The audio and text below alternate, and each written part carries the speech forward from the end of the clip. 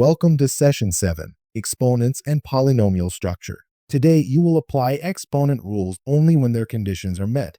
Classify polynomial terms by degree, and add and multiply polynomial expressions. Watch the structure, not just the arithmetic, because each move must preserve the meaning of the problem. The visual gives us the central idea. Scan each term in standard form. Terms with the same power belong in one vertical column when adding or subtracting. Degree describes the greatest exponent after simplification. It does not come from adding every exponent visible in the expression.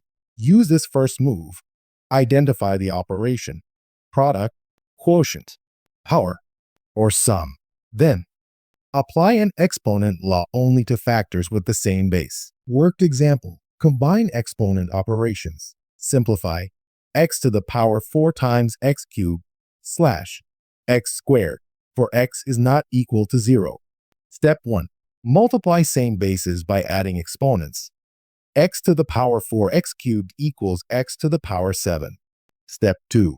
Divide same bases by subtracting exponents.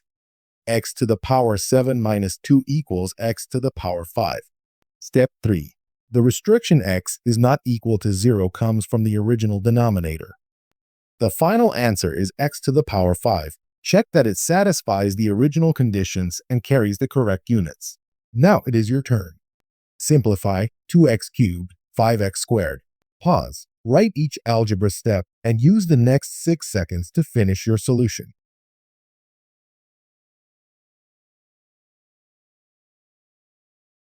Here is the modeled solution.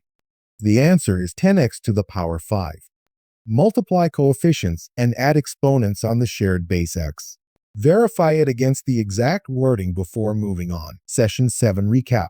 Identify the operation, product, quotient, power, or sum. Next, apply an exponent law only to factors with the same base.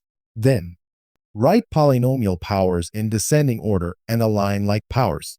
Finally, estimate the expected degree before multiplying as an error check. A complete solution shows the reasoning, checks the result, and states what the answer means.